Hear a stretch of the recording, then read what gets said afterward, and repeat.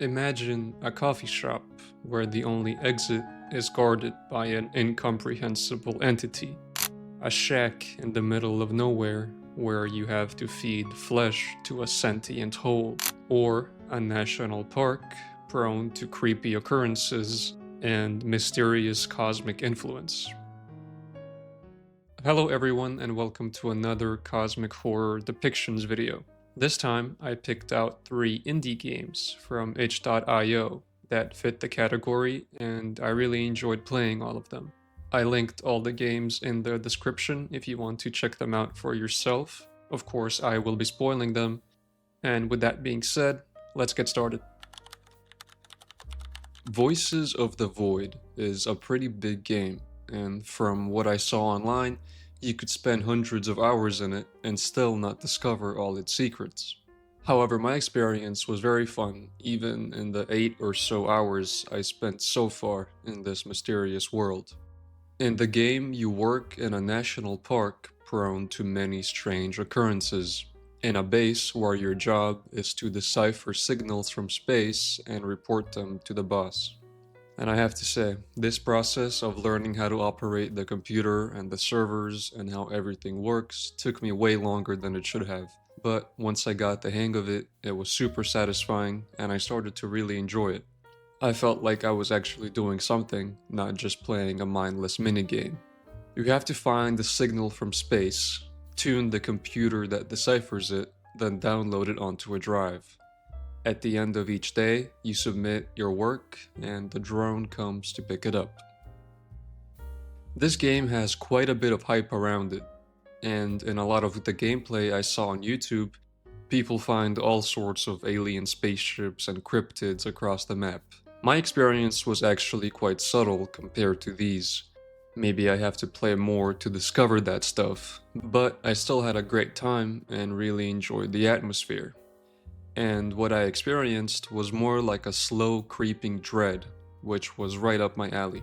For example, on the radar that's in the base, I saw something east, so I went to try to find it. I searched and didn't find anything. Eventually, I reached the edge of the map and accepted that I wasn't going to.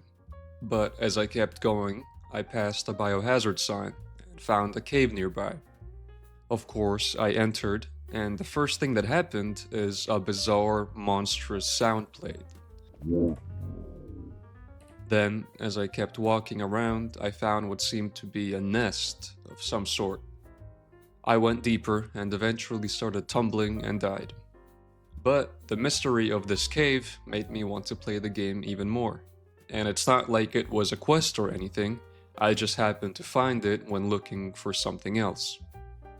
At one point, when I was checking my emails, among the classic boss criticizing my work, there was one that said that they found something dreadful and otherworldly in the signals that I sent them.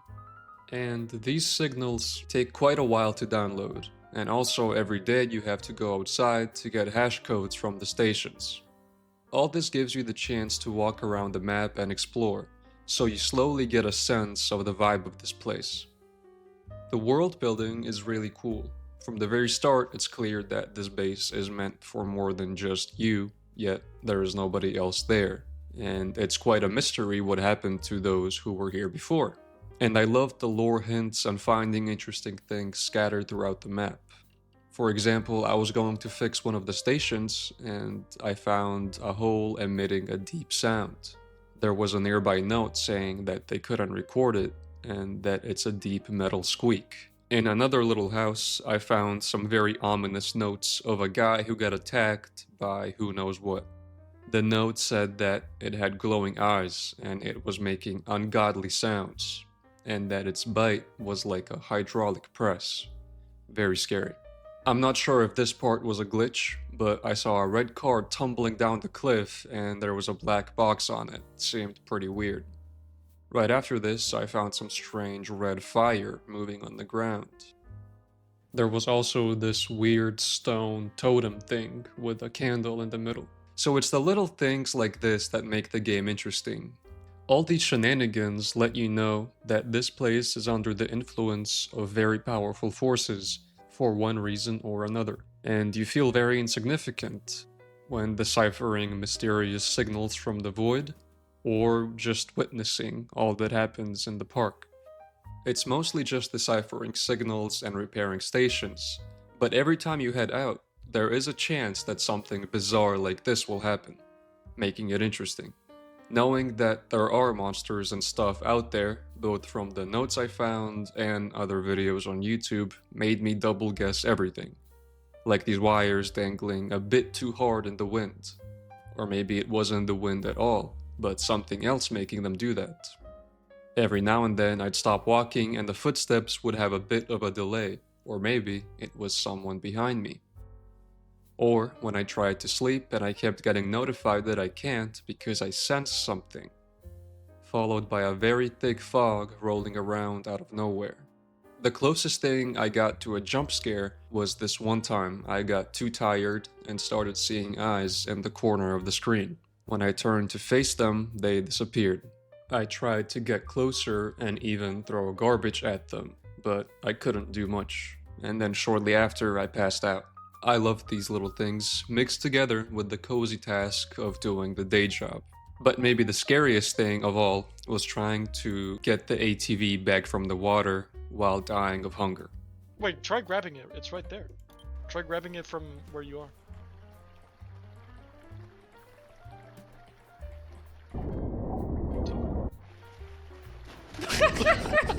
I'm actually quite hooked on this game right now, so I might make another video down the line about some more stuff I discovered. But for now, let's go to the next game. In the game, do not open the back door. You are stuck in a tiny coffee shop in the middle of nowhere, and your task is to serve coffee to the people coming to the window. Except there is a catch, of course. Whatever you do, you must not open the back door, which is also the only door, making me wonder how you got inside in the first place. The customers all have dialogue that starts off normal enough, simple small talk, asking if you're lonely here and how the night shift is. But the conversations get progressively stranger. They generally all say that you have to get out, and asking if you've noticed something strange here. One says that this diner has been here forever, that nobody remembers it being built. And the most interesting one to me says that it's wrong beneath, whatever that meant. Maybe this diner is built on some cosmic entity that from the inside we can't see. Also, the things around here get progressively stranger as well. The dollar bills they give you start saying "get out" on them, like these aren't regular people, but some creatures that know more than they should. Half of them don't even order anything. They're just stopping by to give you an ominous warning. One of the guys even says that they're all watching you. At one point, there's an entity in the distance that actually jump scares you, and that one really got me. I was scared to even turn around after that point. Another thing that happens is a mysterious lockbox slides into the window, and the code for opening it is smeared in blood on the main window. The guy who calls you on the phone says to not open it, but of course I did. Inside is a picture of what I believe is the diner from the outside. Periodically there would be a knock from the door that you shouldn't open, and this game uses that realistic door knocking sound effect. So I was quite terrified when those knocks came. I really liked this game, and I thought it had a great atmosphere. Everything outside is foggy, you can barely even see the lights. There's a forest nearby, and it's raining. And then customers with cryptic dialogue approach you from the fog and retreat back into it.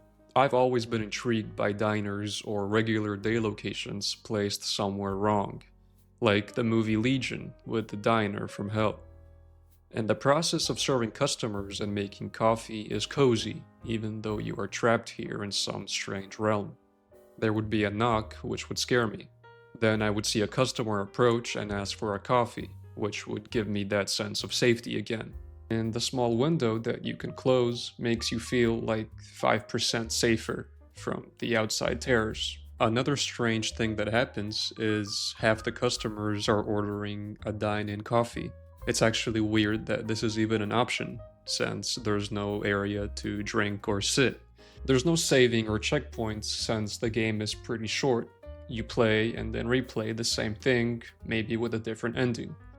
But this works well for the game. It could mean that the guy you play as is trapped here forever, which also goes in line with the clock that doesn't move. And maybe this place works like Lovecraft's The Music of Eric Zan that I mentioned in my last video, where Eric had to play music to keep the entity at bay. Maybe here you are cursed to have to make really good coffee to stop whatever is outside from coming in. There are 3 endings, and only in one of them do you get to see what is actually beyond the door. And of course, it isn't a monster, it's something vast and unknowable. But once you open the door, the guy at the phone says that something is already inside. I didn't see anything, so either I missed it, or this goes in line with cosmic horror of something is here, but I can't understand it. Don't Feed It places you in a rundown shack in the middle of nowhere. There isn't much going on here, except in the room with the strange hole that you have to feed balls of flesh to. There are strange notes around the place that you wrote, but don't remember writing. They are instructions and warnings, like always feed it during the day. It learned my voice, and it tells me not to stop. The flesh spawns at random spots, so you have to find it and put it in the hole. Sometimes it's on the toilet, the cabinet, even on the ceiling. What this ball is, I really have no idea. But the more you feed the incomprehensible thing in the hole, the more the shack gets corrupted, and tentacles start appearing. Eventually, the walls start turning into flesh. I assume you fed it so much that it spread everywhere. And it's interesting how the player seems to be okay with this task. One of the notes says that he used to scream at the hole, but now he understands it. So maybe it influenced his reasoning or something like that. Also, the outside environment changes. It starts as an orange desert and later as a white surface. Maybe the moon. At one point, the hole says that it needs more flesh, but of course it doesn't simply say this in English. It says this in some screeching, incomprehensible voice, and then we get subtitles for it. Also, the ball keeps getting bigger and starts to pulsate, and then the character starts to breathe more heavily when carrying it to the hole. There's a jump scare. It's some dark humanoid creature appearing and disappearing pretty quickly. This one reminded me of the Dunwich Horror, where there is a farmhouse that Yog Sothoth resides in, and the family that lives there keeps feeding it cattle, and they have to keep modifying the farmhouse because the entity keeps getting bigger. The entity has a monologue at the very end, making it clear that feeding it wasn't really a choice. Even if you wanted to stop, you couldn't. And I guess it's true, I did keep feeding it to finish the game. It also makes it seem like the creature was feeding on you rather than the flesh balls. Maybe they were symbolic of the player or something. That was the ending that I got, but there are actually 4 more. In one of them, you become the whole. In another, there is a different monologue about how you let it starve. Then there are 2 where you get to actually go outside. In one, you go to the desert and there is a tree in the distance. Then you get jump scared by a huge spider thing. Or maybe that's the true form of the thing in the hole. And finally, the ending I think is the coolest. Starts by finding a note that says how you understood it when nobody else did. And it is yours now, and you are ours. As if the thing in the hole was plural somehow, which is interesting. Then you exit the house on the moon environment and ascend up. Very cool game overall. Thank you very much for watching. I have a lot of time for the channel now that I finished school, which is great. So feel free to comment anything you want to see on the channel. I also made a Discord if you want to chat or recommend some stuff in there. I think I'll also be sending some sneak peeks for future videos and stuff like that. And yeah, that's pretty much it. I'll see you next time.